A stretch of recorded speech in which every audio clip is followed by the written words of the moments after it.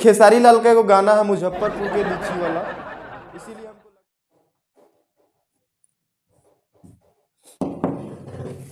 Chapter क्या चल रहा है हम लोगों का, इंडिगो चल रहा है, ठीक है। और इंडिगो चैप्टर जो हम लोग पढ़ रहे हैं, इसमें जो है लुईस पास्चर जो है इनके राइटर हैं, जैसे कि आप लोग जानते हैं अमेरिकन राइटर हैं।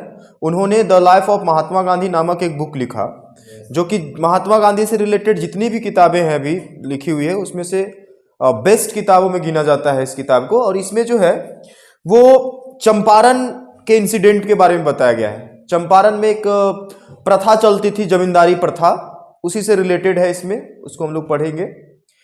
फिलहाल जो है सो यहाँ पर देख लो, हम थोड़ा सा लिखे हुए शॉर्ट में, इंडिगो जो होता है उसका मतलब होता है नील। क्या होता है? नील। और ये चैप्टर पूरी तरह से जो इसके मेन हीरो के रोल में है वो करेक्टर जो है इनका गांधी जी का है। किनका है? गांधी जी यानी महात्मा गांधी का है। और ये इंसिडेंट, एक इंसिडेंट के बारे में बताता है इसमें, और वो इंसिडेंट कहाँ का है? चंपारण का। कहाँ का है?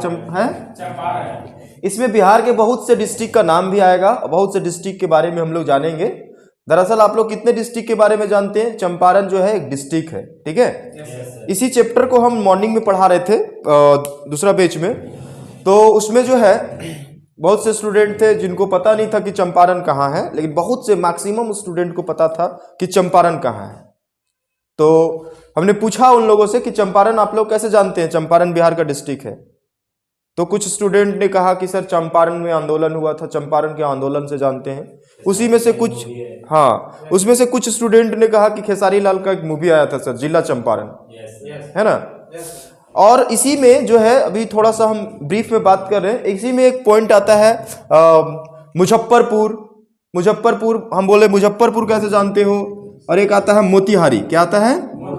मोतिहारी। ये सब चीज तो डिस्ट्रिक्ट, तो जब हम क्लास में स्टूडेंट से पूछ रहे थे कि इन सभी जिला के बारे में आप लोगों को कैसे पता, तो उसमें से एक स्टूडेंट था जो बोलता है सर मुजफ्फरपुर जिला है और वहां का लीची बहुत फेमस है।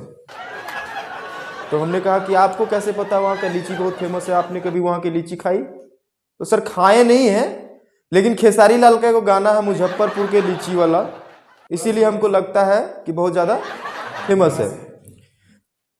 तो एक बात यह भी है कि जितने भी बिहार के कलाकार हैं, बिहार के जगहों के बारे में अगर आउट ऑफ बिहार के लोगों को बताने का काम किया है तो वो है भोजपुरी गाना या भोजपुरी फिल्म।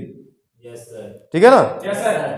तो मैं उन कलाकारों से कहना चाहूंगा, जैसे कि हमारे यहाँ भी जो स्टूडेंट हैं वो जिला चंपारण को जान रहे हैं, चंपारण जिला को जान रहे हैं खेसारी लाल के मूवी से, कोई मुजफ्फरपुर के लीची को जान रहा है खेसारी लाल के गाना से। तो बच्चों का जो दिमाग होता है ना, जैसे कोई खेसारी लाल को पसंद कर रहा है, कोई पवन सिंह को पसंद कर रहा है, तो उनके द्वारा हर एक बोला बात उनको लगता है कि ये सही होगा, ठीक है ना। लेकिन अभी बिहार के कलाकारों में क्या चल रहा है आप लोगों को पता होगा। क्या चल रहा है? जातिवाद चल रहा है ना। और जातिवाद में इतने उलझे हुए हैं लोग, कलाकार खास करके, कि इस बात का कोई अंदाजा नहीं लगा सकता। कोई उठ रहा है राजपूत को गाली दे रहा है, कोई उठ रहा है यादव को गाली दे रहा है, कोई पंडित को गाली दे रहा है। तो विभिन्न प्रकार के जाति जो है। अच्छा, एक चीज आप लोग नोटिस करते हैं, जातिवाद केवल और केवल हमारे हिंदू समुदाय में चलता है, हिंदू संप्रदाय में चलती है, और दूसरे जितने भी समुदाय के लोग हैं उन लोगों में ऐसा कुछ नहीं चलता। तो हम कहते हैं ना कि हिंदू ही हो तो हिंदू बनो, हिंदू बन के रहो ना भाई, इसमें क्या दिक्कत है। एक बड़ी अच्छी लाइन हमको यहां पर याद आती है कि कंधे से ऊंची छाती नहीं होती और धर्म से ऊंची कोई जाति नहीं होती। अरे दिया टूट जाएगा तो बाती का क्या करोगे, जब राष्ट्र और धर्म नहीं बचेगा तो जाति का क्या करोगे। तो जितने भी बड़े बड़े कलाकार जो उलझे हुए हैं बिहार में, उन लोगों को इतनी समझ में आ जानी चाहिए कि जातिवाद नहीं करना चाहिए।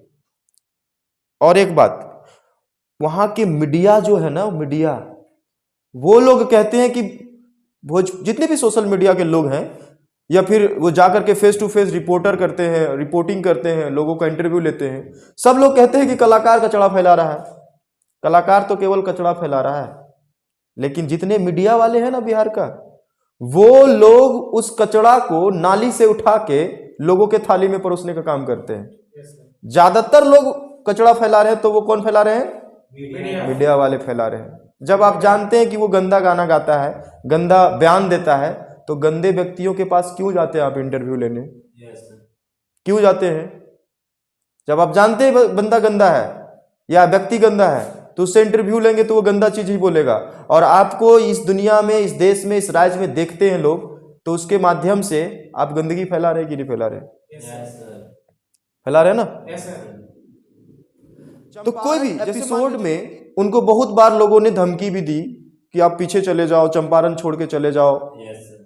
जब वो चंपारण पहुंचते हैं ना, तो चंपारण जब वो पहुंचते हैं तो सबसे पहले वो एक सेक्रेटरी से मिलते हैं, और सेक्रेटरी से मिलने के बाद वो वहां का इन्वेस्टिगेशन करना चाहते हैं, जांच पड़ताल करना चाहते हैं कि क्या सच में जो है यहाँ किसानों के ऊपर अत्याचार हो रहा है। तो सेक्रेटरी कहता है कि आपको हम नहीं किसी प्रकार का कोई इंफॉर्मेशन नहीं दे सकते, क्योंकि आप एक आउटसाइडर हैं। तो गांधी जी बताते हैं कि मैं कोई आउटसाइडर नहीं हूं, मुझे जानकारी चाहिए, लेकिन वो जानकारी नहीं देते। उसके बाद वहां के सरकार से, वहां के प्रशासन से उसको यह भी आदेश मिलता है कि आप चंपारण छोड़ के पीछे चले जाओ, मतलब वापस चले जाओ। और गांधी जी चंपारण छोड़ के चले भी जाते हैं, लेकिन कहां चले जाते हैं? मोतिहारी। कहां चले जाते हैं? मोतिहारी चले जाते हैं। अच्छा, मोतिहारी चले जाते हैं, उसके बाद भी वहां से वो काम शुरू रखते हैं। इस बात से आप लोग क्या सीखे? इस बात से ये सीख मिलती है कि जब भी आप अपने एम को पाने के लिए चल रहे हो और रास्ते में बहुत सी रुकावटें आएगी, बहुत सी बाधाएं आएगी, तो आपको केवल और केवल रास्ता बदलना है, एम नहीं। गांधी जी जब चंपारण में रह करके किसानों का मदद कर रहे थे, तो ब्रिटिश की गवर्नमेंट से बहुत तरह की धमकी, थ्रेट मिलता था, चंपारण छोड़ दो। चंपारण छोड़ के वो मोतिहारी चले गए, लेकिन फिर भी उन्होंने एक ही एम रखा कि किसानों को किसी तरह से इंसाफ दिलाना है। ठीक है? तो जब भी आप अपना एम को लेकर के रास्ते में चल रहे हो सफलता को पाने के लिए, और आपको बहुत ज्यादा बाधाएं आ रही हैं अपनी सफलता के रास्तों में, तो आप अपना रास्ता बदलिए, एम नहीं बदलिएगा। ठीक है? चलिए आगे करते हैं स्टोरी को।